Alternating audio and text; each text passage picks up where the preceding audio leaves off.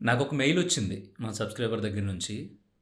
మనం ఎవరినైతే ప్రాణం కంటే ఎక్కువగా చూసుకుంటామో, వాళ్ళే మనల్ని దూరం పెడతారు. ఎందుకు? ఇది కేవలం ఒక్క మెయిల్ మాత్రమే కాదు. వందల మెయిల్స్ సేమ్ కాన్సెప్ట్‌తో వచ్చినియి. దానికి సమాధానం వెతుకుదాం. నీ క్వెషన్‌లోనే సమాధానం ఉంది. నేను ప్రాణం కంటే ఎక్కువగా వాళ్ళ కోసం అన్నీ అణిగిమణిగి ఉన్నా సరే నన్ను దూరం పెడుతున్నారు. నేనేం పాపం చేశాను? నువ్వేం పాపం చేయలా. నువ్వు తప్పు చేసావు. పెద్ద బ్లండర్ మిస్టేక్ చేసావు. అదేంటో తెలుసా? అవతల వాళ్ళకి సరెండర్ అయిపోవడం. అలా ఎప్పుడైతే సరెండర్ అయ్యావో, ఆ సరెండర్ అయిన మరుక్షణం నుంచి, ఈడు మనకి సరెండర్ అయిపోయాడు అని తెలిసిన క్షణం నుంచి, అవతల వాళ్ళలో ఒక ఈగో, ఒక రకమైన దర్పం పుట్టుకొస్తది. అవునన్నా, కాదన్నా. ఎందుకంటే, నేను లేకపోతే నువ్వు బ్రతకలేవు. సో, నేను ఎలా ఉన్నా సరే, నువ్వు సచ్చినట్టు భరిస్తావు. పడుంటావు అలా. అలాంటప్పుడు నేను ఏ విషయంలోని తగ్గను. ఏ విషయంలోనూ తగ్గను అన్నది పక్కన పెట్టేస్తే, నీ విషయంలో నేను కేర్ చేసినా నువ్వుంటావు, కేర్ చేయకపోయినా నేనుంటావు. ఛీ! అవతల పో! అన్నా సరే నువ్వు పడుంటావు. ఎందుకంటే, నేను లేకుండా నువ్వు ఉండలేవు, నువ్వు బ్రతకలేవు అనేది నాకు అర్థమైపోయింది కాబట్టి. అంటే మరి ప్రేమ, స్నేహం, కుటుంబాలు, తల్లి, పిల్ల, అక్క, చెల్లి ఇట్లన్నిట్లో ఇలాగే ఉంటది కదన్నా! ఇలా లేకుండా అసలు నిజంగా ఒక జెన్యూన్ రిలేషన్‌షిప్ ఎలా ఉంటది అంటావు? ఉంటది. అవతలోడు లేకుండా నువ్వు బ్రతకలేవు అనేది ఫస్ట్ ఫేకు అది గుర్తుపెట్టుకో. దానికి ఎగ్జాంపుల్ చెప్తున్నా. చాలామందున్నాం. ప్రతి ఒక్కళ్ళ తల్లిదండ్రులు ఎప్పుడో ఒకప్పుడు ఖచ్చితంగా ఈ భూమిని వదిలి వెళ్ళిపోవాల్సిందే. అమ్మంటే మనకు ప్రాణం. నాన్నంటే చాలా ఇష్టం. విపరీతమైన ఇష్టం. కానీ ఒకానొక రోజు ఆళ్ళు మనల్ని వదిలి వెళ్ళిపోతారని తెలిసినా, వదిలి ఎళ్ళిపోయినా సరే స్టిల్ ఇంకా మనం చాలా స్ట్రాంగ్‌గా మన ఫ్యామిలీ కోసం పోరాడుతున్నాం. భార్యాపిల్లల కోసమో, లేదంటే అన్నదమ్ముల కోసమో, లేదంటే ఇంకొకళ్ళ కోసమో బ్రతుకుతున్నాం కదా! కెరియర్ గురించి ఆలోచిస్తున్నాం కదా! సంపాదించుకుంటున్నాం కదా! మరి అమ్మ పేగు తెంచుకొని పుట్టిన నువ్వు, నేను అమ్మ చచ్చిపోయింది కదా అనేసి అదే చితిమంటలో దూకి చచ్చిపోవట్లేదు కదా! అమ్మ కోసం బెంగ పెట్టుకొని చచ్చిపోవట్లేదు కదా! మా అమ్మ ఏమంది? బాగా బ్రతకాలిరా అని చెప్పింది. ఎవరితో మాట పడొద్దురా అని చెప్పింది. ఆ మాటలన్నీ గుర్తు తెచ్చుకొని అయ్యే మోటివేట్ చేసుకొని బ్రతుకుతున్నావు. కానీ నిన్న కాక మొన్న మన లైఫ్‌లోకొచ్చిన ఎవడి కోసమో, దేనికోసమో ఆళ్ళు లేకపోతే నేను ఉండలేను. నేను సర్వస్వం అర్పించేసుకున్నాను. నన్ను పురుగుని చూసినట్టు చూస్తున్నారు. అయినా సరే నన్ను అలా కాళ్ళ దగ్గర పడి ఉండమన్నా సరే నేను ఉంటాను కానీ, కనీసం నన్ను మనిషిలా కూడా చూడట్లేదంటున్నారు. అలాంటి చోట నువ్వు ఉంటున్నావంటే నీకింకా సిగ్గు లేక. నీకు అర్థమవుతుందా? నీకు సిగ్గు లేక అక్కడ ఉంటున్నావు. ఒక మనిషి మన చేతి కింద ఉన్నాడు అని తెలిసిన తర్వాత ఆటోమేటిక్‌గా పై చేయి ఎవరిదైతే ఉంటదో ఆళ్ళకి స్టార్ట్ అయిపోద్ది ఒక దరిద్రమైన లక్షణం. ఎందుకంటే ఆడికి భయమనేది లేదు. ఎందుకు లేదు అంటే, నువ్వు ఆల్రెడీ కాళ్ళ దగ్గర చిన్న ప్లేస్ ఇవ్వని కోరుకుంటున్నావు. అది నీ తప్పు. నేను ఎంత చూసుకున్నా, ఎంత ప్రేమించినా, ప్రాణం కంటే ఎక్కువగా చూసుకున్నా నన్నే దూరం పెడుతున్నారంటే, బికాస్ ఆఫ్ యూ. కారణాలన్నీ నీ దగ్గరే ఉన్నాయి. తప్పులన్నీ నీ దగ్గరే ఉన్నాయి. స్టార్ట్ అయినప్పుడు ఇద్దరు సమానం అనే స్టార్ట్ అయ్యారు కదా! నువ్వు లేక నేను లేననే స్టార్ట్ అయ్యారు కదా! అయ్య బాబోయ్! ఇంకేం లేదు. అసలు నువ్వు కష్టపడితే నేను చూడలేను. నిన్నెవరైనా మాటంటే నరికేస్తాను, చంపేస్తాను అన్నోళ్ళే ఈరోజు అనరాని మాటలన్నీ వాళ్ళే నిన్నంటున్నారు. దాని అర్థం ఏంటంటే అయిపోయింది. అది అట్రాక్షన్ కోసమో, లేదంటే అవసరం కోసమో, లేదంటే టైమ్ పాస్ కోసమో మొదలైన జర్నీ తప్ప, నిన్ను ఫస్ట్ టైమ్ చూసినప్పుడు నువ్వు ఏ వాల్యూలో ఉన్నావో స్టిల్ చచ్చే వరకు నిన్నదే వాల్యూలో చూడగలిగినోడే నీకు అసలైన ప్రేమికుడైనా, అసలైన స్నేహితుడైనా, అసలైన బంధువైనా, అసలైన కొంపలోడైనా. ఏం మాత్రం తన దర్పాన్ని ప్రదర్శించుకోవడానికి, నేను తోపుని అని ప్రూవ్ చేసుకోవడానికి నిన్ను కిందకి లాగాడో, ఆడు అవసరం కోసం మనల్ని వాడుకున్నట్టే. ఆడు తల్లిదండ్రులైనా కానీ, అమ్మా నాన్న అయినా కానీ, లేదంటే స్నేహితుడైనా కానీ, మొగుడు, పెళ్ళాం ఎవరైనా సరే. సో, అలాంటి వాళ్ళకి మీరింకా ఇంకా ఇంపార్టెన్స్ ఇచ్చేసి మీరింకా ఎమోషనల్ అయిపోయి, డీప్ డిప్రెషన్‌లోకెళ్ళిపోయి, నేనేం చేశాను అంతా నువ్వే చేసావు. వదిలేయి. కొంచెం గ్యాప్ ఇవ్వి. ఇప్పుడు రోజు మెసేజ్‌లు పెట్టేసి, చాట్ వార్తలు పెట్టేసి, ప్లీజ్ విను, నేను కావాలని చేయలేదు, నేను అలా చేయలేదు, నేను ఇలా చేయలేదు, నేను నిజంగా నువ్వు హర్ట్ అవుతావు అనుకోలేదు. ఇలాంటి బ్రతిమలాడ్డాలు కొన్ని రోజులు కట్టిపెట్టేయి. అంటే ఆపేయి. కొంత గ్యాప్ ఇవ్వి. ఈ గ్యాప్ వల్ల అవతలోడు ఆలోచిస్తాడు. ఇదేంటి మొన్నటిదాకా కాళ్ళ వేళ్ళ పడిపోయారు. ఇప్పుడేమో అసలు మనల్ని దేకట్లేదు అని. ఆళ్ళు ఆలోచించాలి అని కాదు. నువ్వు గ్యాప్ తీసుకో. గ్యాప్ తీసుకొని ప్రశాంతంగా కూర్చో. నేను చెప్తున్నాను కదా! మన అమ్మా బాబులు ఇంకో 10 సంవత్సరాల్లోనో, 20 సంవత్సరాల్లోనో పోతారు. ఇది కఠిన నిజం. నువ్వు తిట్టుకున్నా సరే. అయినా సరే నువ్వు స్ట్రాంగ్‌గా ఉన్నావు. మీ అమ్మ అంటే నీకు ఇష్టం లేదా? మీ నాన్న అంటే నీకు ఇష్టం లేదా? అయినా సరే స్ట్రాంగ్‌గా ఎందుకు బ్రతుకుతున్నావు? ఆళ్ళు పోయే లోపు నేను ఓ స్టేజ్‌కి రావాలి. ఒకవేళ ఆల్రెడీ వాళ్ళు ఈ లోకాన్ని వదిలి వెళ్ళిపోయి ఉంటే గనక ఖచ్చితంగా మా అమ్మ కోరిక నేను ఇలా ఉండడం అని కష్టపడుతున్నావు కదా! అలాగే ఈరోజు ఏదో సడెన్‌గా నీ లైఫ్‌లోకి ఫార్చునేట్‌గానో, అన్‌ఫార్చునేట్‌గానో టక్‌మని ఓ పర్సన్ వచ్చాడు. సో, వచ్చింది. ఆడైనా, మగైనా. సరే వచ్చిన తర్వాత కొన్ని రోజులు ట్రావెల్ చేశారు. ఇప్పుడు నిన్ను కాదనుకుని నిన్ను దూరం పెడుతున్నప్పుడు అక్కడ నీ క్యారెక్టర్ అయిపోయినట్టు. ఎందుకంటే ఇద్దరికీ సమానమైన గుణాలుండి, సమాన లక్షణాలుండి, ఈక్వల్ ప్రేమలు, ఈక్వల్ ఎమోషనల్లు ఎవరికీ ఉండవు. ఎవడికి నచ్చినట్టు ఆడుంటున్నాడు ఈ రోజుల్లో. సో, నువ్వు దిగజారిపోయే కొద్దీ, నువ్వు అవతలోళ్ళ మీద వీక్‌నెస్ పెంచేసుకునే కొద్దీ, నువ్వు అవతలోళ్ళ హ్యాండ్ ఓవర్‌కి ఎళ్ళిపోయే కొద్దీ, నీ బతుకు టూ వరస్ట్‌గా ఉంటది. అసలు ఇదంతా వదిలిపెట్టి ఒక మాట చెప్తాను బాసు. నీకెవరో పరిచయం అవ్వలేదు. నువ్వు సింగిల్‌గా హ్యాపీగా బ్రతుకుతున్నావు. అప్పుడు ఎందుకు నువ్వు ఎమోషనల్ అవ్వలేకపోయావు? నీకెవ్వరో తెలీదు. అయినా సరే నువ్వు బ్రతికావు కదా! సింగిల్‌గా నువ్వు లేచావు, స్నానం చేసావు, వండుకున్నావు, తిన్నావు, నచ్చినట్టు తిరిగావు, మళ్ళీ పడుకున్నావు. డైలీ రొటీన్ అంతా బానే ఉంది. నీ లైఫ్‌లో అప్పుడు ఎవ్వడు లేడు. హ్యాపీగా బ్రతికేసావు. సరే సడెన్‌గా టక్కుమని ఓ పర్సన్ వచ్చాడు. ఒక ఎమోషనల్ బాండింగ్ ఏర్పడింది. Relationship, love, friendship whatever it is ఏదో ఒకటి బిల్డ్ అయింది.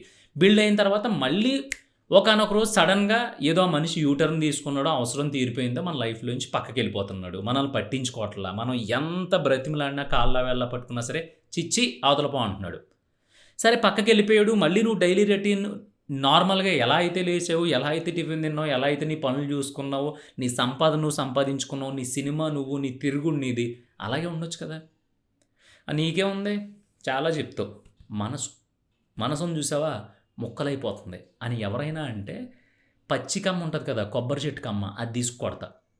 ఎందుకంటే ఒరేయ్ మగడా నువ్వు వేస్ట్ ఫెలో నువ్వు నాకొద్దు అని చెప్పేసి నీ మీద రకరకాల అబాండాలేసి నిన్ను తిట్టి, నిన్ను వదిలించుకోవాలని చూస్తున్నోడి వెంట నువ్వెందుకు పడతన్నావు? నీకు అర్థం కావట్లేదా? పోవాలి అని డిసైడ్ అయినోడు మన లైఫ్‌లో నుంచి ఏదో ఒక కారణం వెతుక్కొని చిన్న గరిక పోసంత అంటే ఏంటో తెలుసా? గడ్డి పరకంత కారణం వెతుక్కుంటాడు ఎళ్ళిపోవడానికి. అదే మన లైఫ్‌లో ఉండాలి అనుకుంటే గనక నువ్వు తాపత్రయపడుతున్నావు సార్ కదా! కాళ్ళ దగ్గర కొంచెం ప్లేస్ ఇచ్చినా చాలు ఉండిపోతానని చెప్పేసి అలాంటి ఒక చిన్న కారణం వెతుక్కొని ఉండిపోతాడు. ప్లీజ్ ఉంటాను అని చెప్పి. కానీ ఆడు గడ్డి పరకంత కారణాన్ని పట్టుకొని ఎళ్ళిపోవాలి అనుకుంటున్నారు నీ లైఫ్‌లో ఉన్నోళ్ళు. పోనీ ఒకవేళ ఈరోజు నువ్వన్నిట్లో తగ్గిపోయి అట్టడుక్కెళ్ళిపోయి ఇంకా నీది కాని స్థాయిలో కూర్చుని 2 చేతులు జోడించి దండం పెట్టి వాళ్ళని నీ లైఫ్‌లో ఉంచుకుందాం అనుకున్నా సరే, రేపొద్దున్న మొహం ఇదివరకు ఫస్ట్‌లో చాలా క్యూట్‌గా జర్నీ స్టార్ట్ అయినప్పుడు చూసుకునేవారు కదా! అలా జీవితంలో చూసుకోలేరు. ఇంకోటేంటంటే ఎళ్ళిపోవాలి అని డిసైడ్ అయిపోయినోడు ఖచ్చితంగా ఎప్పుడో ఒకప్పుడు ఈ కారణంతో కాకపోవచ్చు, ఇంకో కారణంతో అయినా ఎళ్ళిపోతాడు. కాబట్టి నువ్వు ఫిక్స్ అయిపో. ఆడు డిసైడ్ అయ్యి కారణాలు వెతుక్కొని వంకలు వెతుక్కోవడం మొదలుపెట్టారు అంటే గనక ఆల్రెడీ అక్కడ ఒక క్రాక్ వచ్చేసినట్టే. అది విడిపోవడానికి చాలా దగ్గర సమయం ఉన్నట్టు. ఇదంతా నీకు తెలుసు. కానీ నువ్వేదో మనసు, మమత, కోవెల, గోరంత దీపం అంటున్నావు కదా! అయన్నీ లేవు బాసు నీకు అర్థం కావట్లా. ఇప్పుడు సమాజంలో బ్రతుకుతున్నోళ్ళందరూ కూడా సింగిల్‌గా బ్రతికేసి ఏ బాధలో లేకుండా ఫ్యామిలీ లైఫ్‌లోకి ఎంటర్ అయిపోయి, ఫ్యామిలీ‌లని హ్యాపీగా లీడ్ చేస్తున్నోళ్ళు కాదు. ముక్కలు చెక్కలైపోయి మళ్ళీ అతుక్కోబడి ఇప్పుడు కాపురాలు చేస్తున్నోళ్ళే. నీకు అర్థమవుతుందా? నువ్వు వెయిట్ చేసి కూలబడిపోయి కూర్చుని స్టేటస్‌లు పెట్టేసినంత మాత్రాన అవతలోళ్ళ మనసులు కరగవు. ఎందుకంటే ఇక్కడ మనసు అనేది ఒక రొట్ట థింగ్. చెప్తున్నాను గదా! లేదు నన్ను తిట్టేస్తావా? నీకేం తెలుసు బొచ్చు మేము ఎప్పటినుంచో అసలు మాది ఆదర్శ జంట, మాది స్నేహం అంటే ఇదేరా ఇలాంటి కైండ్ ఆఫ్ రిలేషన్ మాది. నీకు తెలీదు నీకేం తెలుసు అని నువ్వు అంటావా? సరే అక్కడే కూర్చొని ఏడు. అది నీ కళ్ళెదురకుండానే నీ లైఫ్‌లో నుంచి బయటికెళ్ళిపోయినోళ్ళు మంచి లైఫ్‌లోకి గెట్ ఇన్ అయిపోయి ఆళ్ళు ఇష్టం వచ్చినట్టు ఆళ్ళు బ్రతుకుతా ఉంటారు. నువ్వు వాళ్ళని చూస్తా దూరం నుంచి ఆళ్ళు సోషల్ మీడియాలకి తెలియకుండా ఓపెన్ చేసుకొని ఆళ్ళు సోషల్ మీడియాలో ఆళ్ళ ఫోటోలు చూసి ఒక్క రోజులో ఒకసారైనా చూస్తే చాలు నాకు హ్యాపీ అనేసి దిక్కుమాలిన కొటేషన్‌ని స్టేటస్‌లో పెట్టుకుని నువ్వు అలా ఏడుస్తూనే బ్రతికేస్తావు. కొన్ని రోజుల తర్వాత ఒక 2, 3 సంవత్సరాల తర్వాత ఇప్పుడు ఏదైతే సిట్యుయేషన్ నువ్వు అనుభవిస్తున్నావో ఆ సిట్యుయేషన్ నీకు తలుచుకొని నువ్వు చాలా సిల్లీగా ఫీల్ అవుతావు. ఛీ! ఆ రోజు అనవసరంగా నేను ఎక్కువ తీసేసుకున్నాను. చాలా ఓవర్ యాక్షన్ చేశాను. 3 సంవత్సరాలు వేస్ట్ అయిపోయింది. అండ్ రియలైజేషన్ నీకు స్టార్ట్ అవుతది. ఇది నా మాట నువ్వు రాసి పెట్టేసుకో. అలా స్టార్ట్ అయిన రోజున పెద్ద ఉపయోగం ఏమి ఉండదు. 3 సంవత్సరాలో, 4 సంవత్సరాలో, 5 సంవత్సరాలో బొక్క. అంతే కదా! నేను బాధపడేది కూడా అదే. నువ్వు ఆ 4, 5 సంవత్సరాలు, 2, 3 సంవత్సరాలు వేస్ట్ చేసుకోవద్దు. అసలు వేస్ట్ చేసుకునే ప్రసక్తే లేదు. ఇప్పుడు ఒక దారం చాలా పల్చగా ఉంది. ఆ దారానికి నువ్వు ఒక పూలమాల కట్టావు. సరే తలలో పెట్టుకున్నావు. అది ఎప్పటి వరకు ఉంటదో తెలుసా? అది ఉండగలిగినంత సేపు స్ట్రాంగ్‌గా దాంట్లో ఓపిక ఉండి, దాంట్లో ఒక పటుత్వం ఉన్నంత సేపు నీ తలలో ఉంటది. తర్వాత టక్‌మని ఒక చోట తెగిపోద్ది. నువ్వేం చేస్తావు? సరే తీసి మళ్ళీ ముడేసి మళ్ళీ కట్టుకుంటావు. అది ఆల్రెడీ వీక్ అయిపోయింది. ఇంకో చోట తెగిపోద్ది, ఇంకో చోట తెగిపోద్ది. తెగిపోయి చివరికి ముక్కలయిపోద్ది. అప్పుడు నువ్వేం చేయాలి?